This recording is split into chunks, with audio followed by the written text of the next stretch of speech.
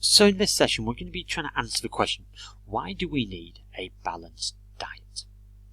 But before this, I want us to reflect back on our last session and think about the reasons why we eat food. So in your books, can you write down as many reasons as you can for why humans eat food? Pause the video and come and join me when you've got as many ideas as you can possibly think of. So of course, two of the main reasons why we eat are to allow us to grow and to give ourselves energy. However, in order to stay healthy, we need to eat something called a balanced diet. This means that we need to eat the right amount of different types of food to make sure that we get all the nutrients that our body is going to need, because each type of food group does something slightly different for our body. So we're going to have a look at something called a food pyramid, and this is going to show us how much of each different food we need to eat in order to stay healthy. So this is our food pyramid, and this shows us how much we should be eating of the different food groups. So at the bottom you can see it's bigger, because we should be eating more of those than the things at the top. The food group we need to eat most of is called carbohydrates, and we can see some images of things like breads and rice and potatoes that represent that food group. The next is fruit and vegetables, so not quite as much as carbohydrates, but a lot of these. Think about it as the idea of your 5 a day. This is the section that we're looking at for this. Then our second top, we have protein, and this is things like fish, meat and dairy products. And at the very top, to show that we should only eat a small amount of these foods, it's all those fatty and sugary things that we can think of. And this makes our food pyramid. So let's take a look at each food group in a little bit more detail.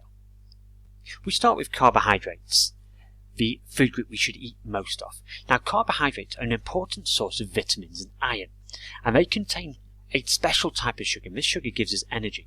Some carbohydrates, such as whole grain cereal, they give us fibre to keep our digestive systems working properly. So you can see straight away that we're looking at ideas that sort of carbohydrates that are giving us energy, but they're also helping us in other ways.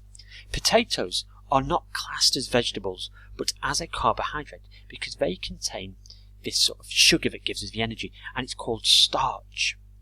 Moving up our food pyramid, we come to our fruit and vegetables. Now, fruit and vegetables are low in fat and contain natural sugars to give you energy.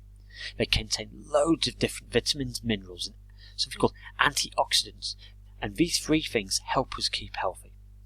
And of course, you should eat a wide range of fruit and vegetables, and try to eat at least 5 portions a day. It's even better if you can try and eat different colours as well, so the idea of eating a rainbow of fruit and vegetables to make yourself as healthy as possible by collecting as many different vitamins and minerals and antioxidants. And moving up again, we see protein and dairy. Now, protein helps the body to repair itself and to grow. Foods such as meat and fish also provide iron and minerals, and it's important for vegetarians, those people who don't eat meat, that they ensure they get enough protein by replacing meat and fish with things like eggs, beans, lentils and soya, which are good alternatives and still give you that stuff that you actually need from the protein. And finally we reach the top of our pyramid, fats and sugars. Fats and sugars, they're necessary in your diet, but in very small amounts, and you can usually get the fats and sugars you need from other food groups. Now, junk food, like crisps, sweets, cakes and chocolates, they might taste nice, but they don't actually have many nutrients in them to help your body, and too many of them, that can cause problems, that can make you unhealthy. So it's that case of that balanced diet. A little bit of this is good for you, but too much, that's when it starts to become unhealthy. Now, this is a different way of showing the different food groups and how much we should be eating in our diet. So this is different to our food pyramid, but it shows us the same things. So I want you to have a look at the plate in front of you, and I want you to see, can you identify those 1, 2, 3, 4 different food groups? Can you find the carbohydrates on that plate? Can you find the fruits and vegetables? Can you find those proteins and those dairy products? And can you find probably that nicest one that we enjoy eating, the fatty and sugary foods? So pause the video and see whether you can identify the carbohydrates on this plate, the fruits and vegetables on this plate, the protein and dairy products on this plate, and the fatty or sugary foods on this plate. And then come and join me when you think you've identify the different groups. Well spotted, we've got our largest food group just here. We have our carbohydrates. Then we move on to our fruit and vegetables, remembering we should have 5 a day of these.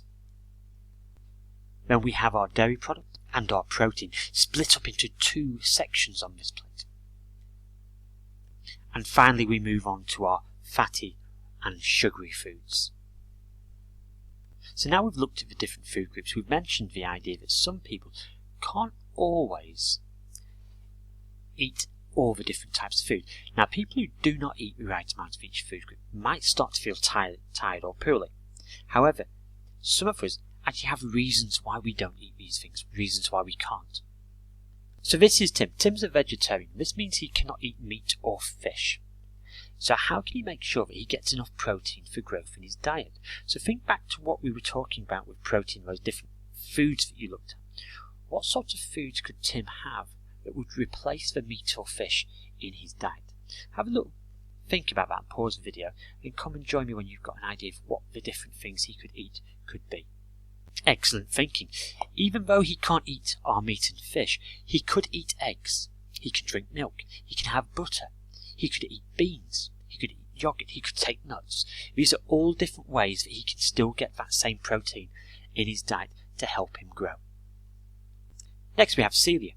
Now Celia has a disease which means she cannot eat wheat. So she can't eat bread, pasta and cereals because these are all made out of wheat. So how can she make sure she gets enough carbohydrates for energy in her diet?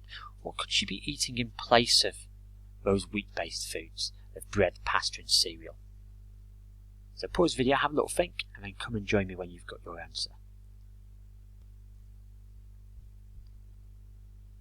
Yes, perfect. She could take some rice, she could have some potatoes instead, some lentils. So there's different foods that she could have to get exactly the same things. So just because some people don't eat everything doesn't mean that they're going to make it so they don't have those same vitamins, minerals and antioxidants that everyone else is going to be able to have.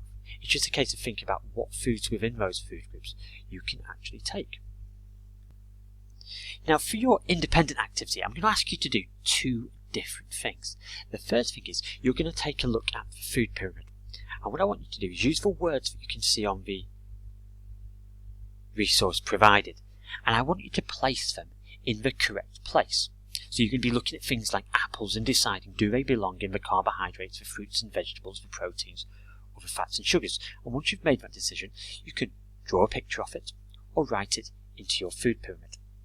Once you've managed to do that, your next activity is going to be thinking about people who can't eat everything on the food pyramid. So we're going to be creating a balanced meal for them.